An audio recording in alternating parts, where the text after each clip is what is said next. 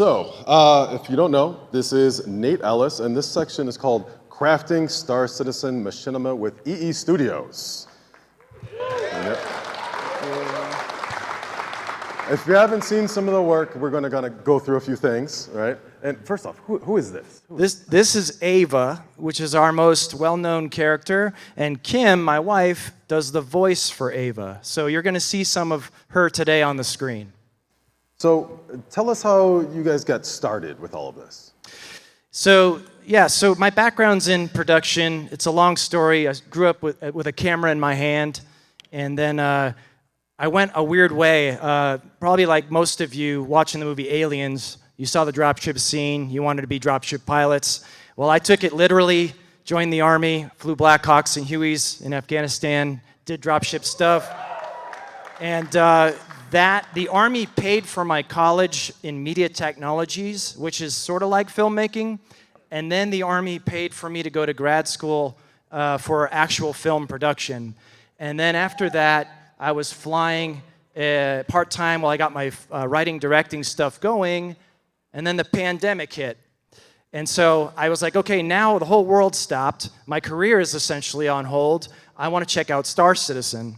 And I got in there with my org that I formed, and they said, Nate, you should make Machinima. I said, what the heck is Machinima? And so then we started making stuff in there, and we'll show some stuff later.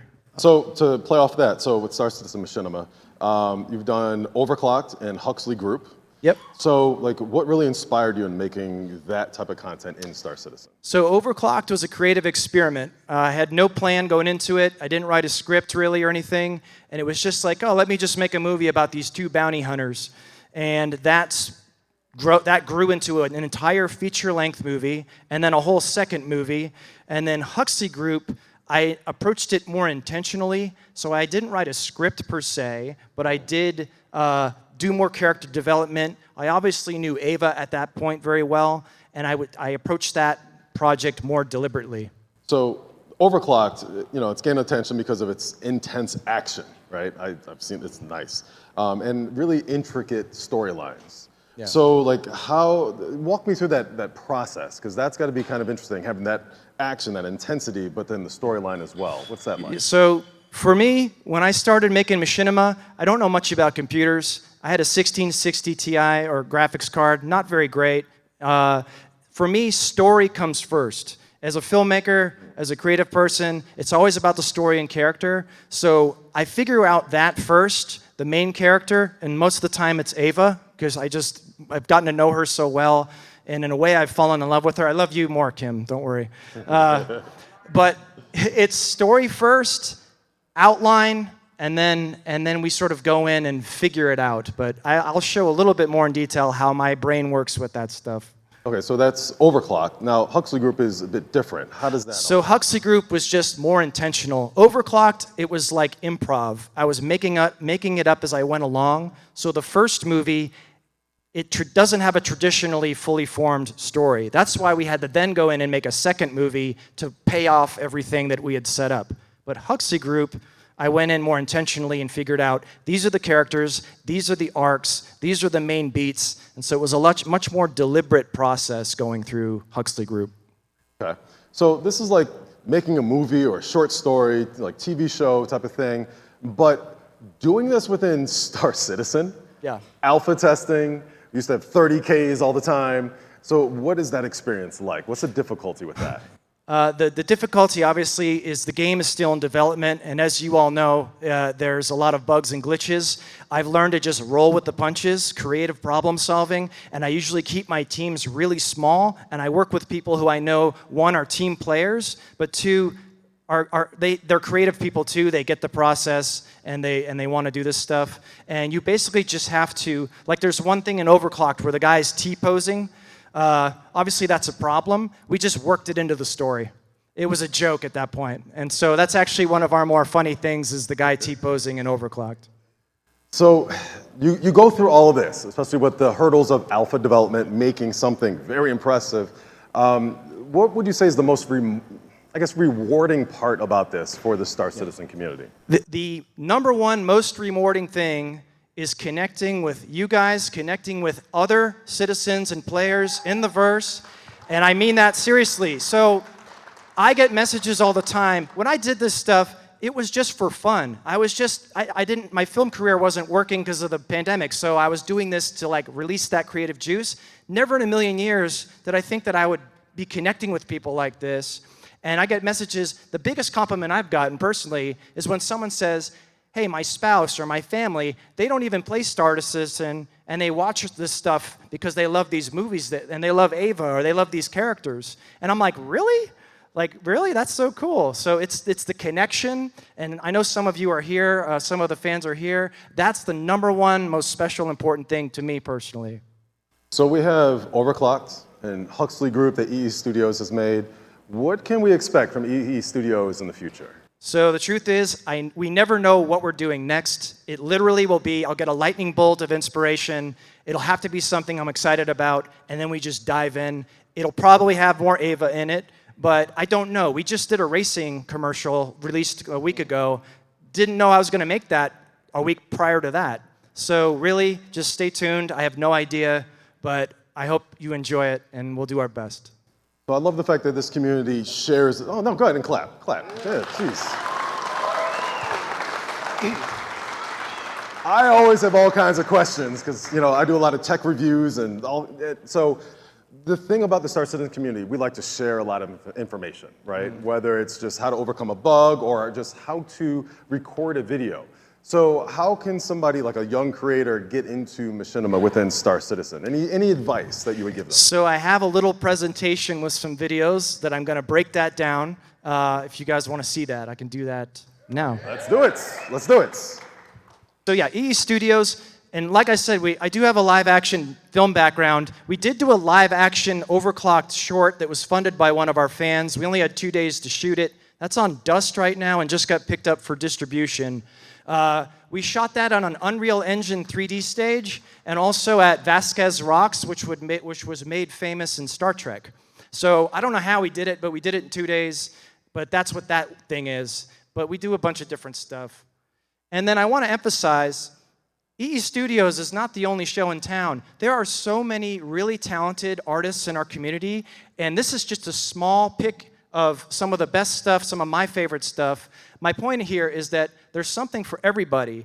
And I have people ask me all the time, Nate, how come more people don't watch Machinima? And I think it's because they either don't know what it is or they don't know what they're missing. And I can promise you, everyone in here can watch something on this page alone and find and be really pulled into it. In fact, people have come to Star Citizen just because of the Machinima stuff they've seen. So there's some really cool stuff out there and some very talented creators out there that I've been fortunate enough to collaborate with as well. Yeah, that's me in a Cheshire Cat onesie. That's how I get my mojo on. But my process here is just one way to do it. There are many ways. The first thing, if you want to make a Machinima, is go in with an idea that you're very excited about. Don't go in trying to impress people. Don't go in trying to get likes and views. In fact, don't even care about that stuff. If you're excited about something, that's the thing that's going to keep you climbing the mountain that you need to climb to get through the process of making a Machinima. So I don't do proper screenplays for my movies in Star Citizen. I do outlines, and I highlight, color code what the actors need to do. And different than live action is I have the actors pre-record their lines. And these actors are people from the community. These aren't people that I hire. I want to pick people from our world. So when you hear these things in our shows, most of them are you guys. And so what I do is I send them stuff, I give them some direction, I get their lines back, and then we go, there's some voice acting here. Chris, are we able to play that clip from your computer? If not, it's okay. Okay, well, Theodore Perez, he's one of our members in the community, and he's an incredible voice actor, but he's not a professional voice actor. So there's so much talent in our community.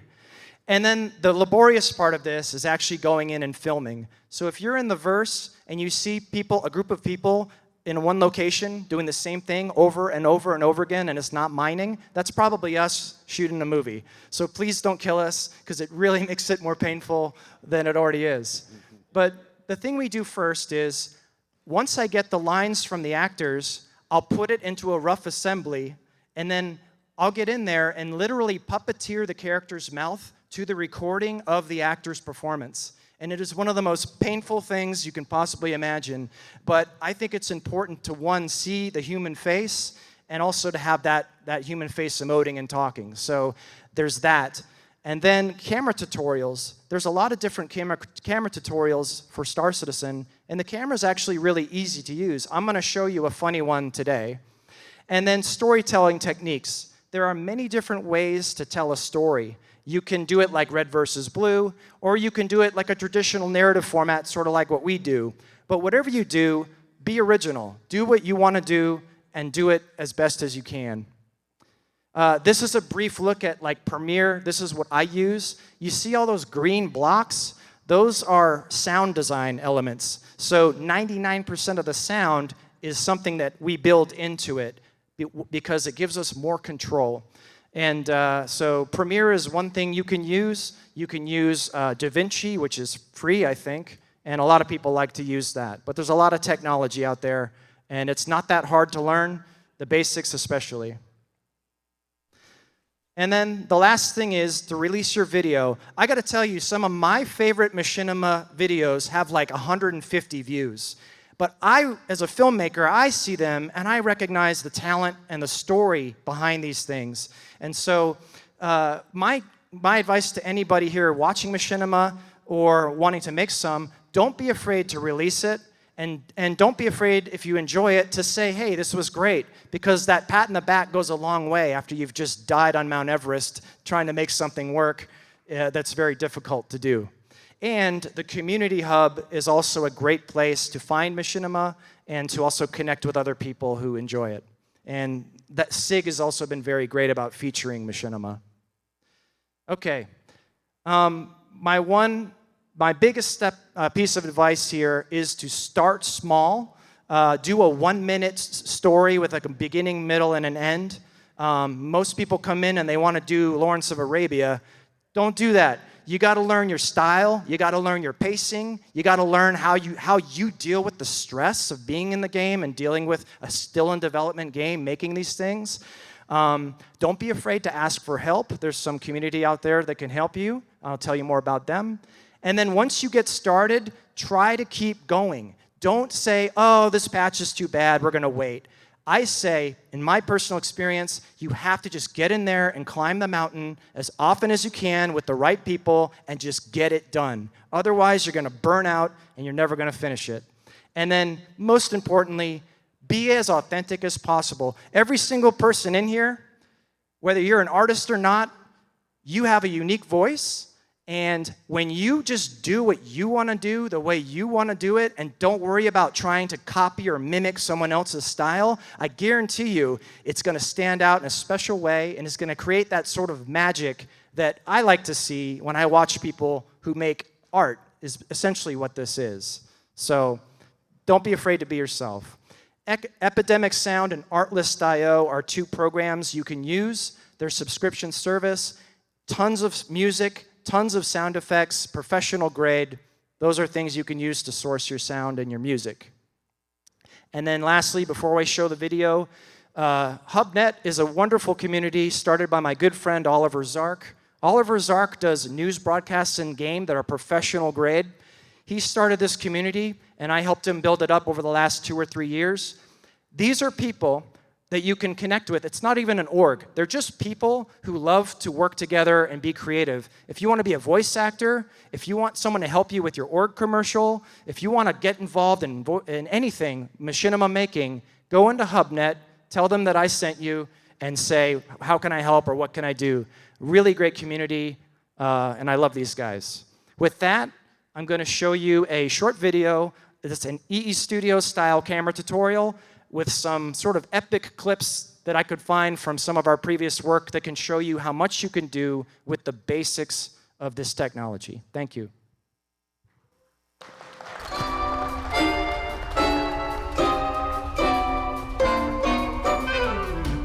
Hey everybody, Nate here from EE Studios. Today I'm going to run through some inverse camera basics. and a little bit about how the camera can help tell a story too. I managed to convince the one, the only Ava Huxley to be our subject today. Ava, say cheese! No. Okay, so here are some of the basics. F4 plus the arrow keys allow you to move the camera in specific ways. So the up and down arrows push the camera in and pull it out. So holding F4, pushing the camera in, pulling the camera out. And then left and right arrows, slide the camera right and slide the camera left. Okay, now we do F4 and the page up and page down keys. What this is called is a pedestal. So we're pedestaling down, F4 page down, and pedestaling up, F4 page up, and that pedestals the camera up and down. Another element is holding the Z key and using the mouse to pan the camera and tilt the camera. Okay, so F4 plus the minus key gives me a longer lens, which flattens the image out. And F4 plus the plus key gives me a wider lens, zooms the image out. So a wider image gives a more spherical look, and as I make the lens longer, it flattens the image out, and there's less distortion. And I'm going to now use the F4 plus home key to buzz the background and shallow the depth of field. So the more I press that, the more buzz the background gets, and the end key below the home key plus F4 shallows it back out or widens it back out. Now, using the camera is pretty easy as long as you're not colliding into geometry. Come on, you stupid... freaking seat's in the way. But if you want to use it to tell a story, here are some basics on how to frame your subject to convey certain ideas. This right here is called the angle level, and it's good for when your party or your character is talking with a neutral party. It puts them on the same level as the camera. It makes them feel even and equal to whatever it is they're saying or doing or who they're talking to. Using Z and my mouse, I'm going to pan the camera, tilt the camera down, and this is called the angle high, and this makes your character feel less powerful and also maybe even gives the feeling that they're being watched. And now we go to a low angle, so I'm using Z and I'm tilting the camera up, and this obviously gives the character a more powerful look, a more powerful feeling. You can even have a scene where a character is becoming more powerful as they're talking, and you can even do a slow pan up or tilt up to convey that feeling. This right here is a classic straight-on frontal. It makes the subject appear strong, determined, undaunted. It gives a very matter-of-fact vibe. And again, in any shot, you can make the subject appear less powerful, or more like they're being watched, or more like they're inferior, or you can make them appear more powerful. In fact, I call doing this going below the chin, or in this case, the double chin. Excuse me? Seriously, have you gained some weight? Now, a profile shot where you only see one eye and mostly the side of a subject's face conveys being alone with the subject, maybe alone with their thoughts. I could kill him right now. Now, if you want to take it a step further, you can buzz the background using the F4 and the home and end keys, and now you get a feeling of being really alone with the subject, that you're really alone with their deepest thoughts or having a private moment with them. I'm going to kill him. You can also wiggle the mouse a bit to convey more energy for action shots.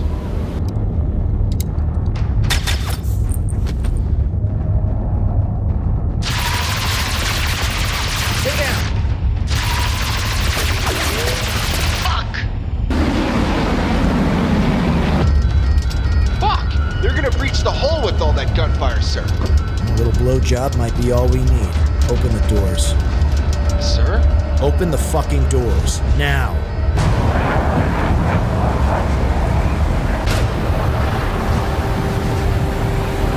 Desperate bastard! Ugh! Nice knowing ya, dude!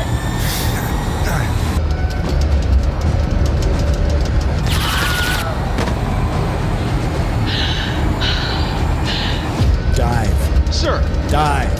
Sir! Airspeed alert. Airspeed alert. Jesus!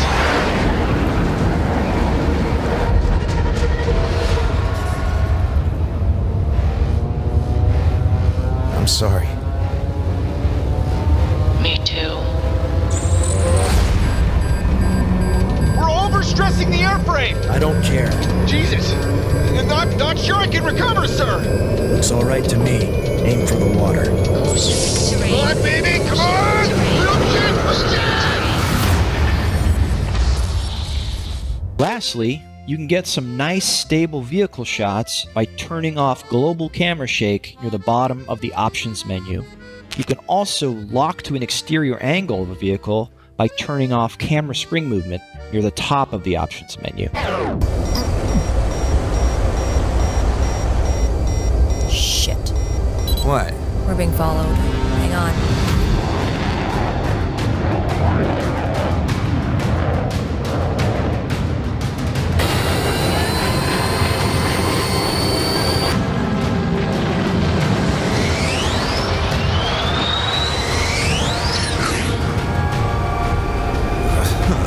Please stop. Swallow it.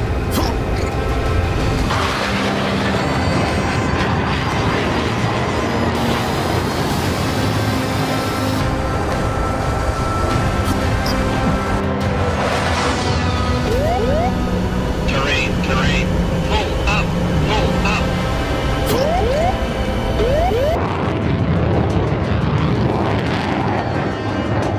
Hey, Billy, I'm gonna need you to sign for Meemaw's double dog order when it gets here, man. God almighty, what was that? Okay, change your plans.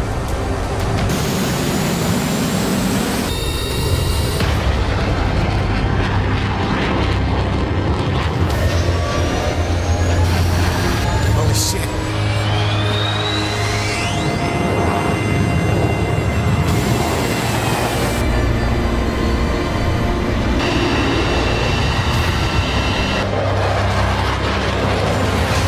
Cool, right? What's that for?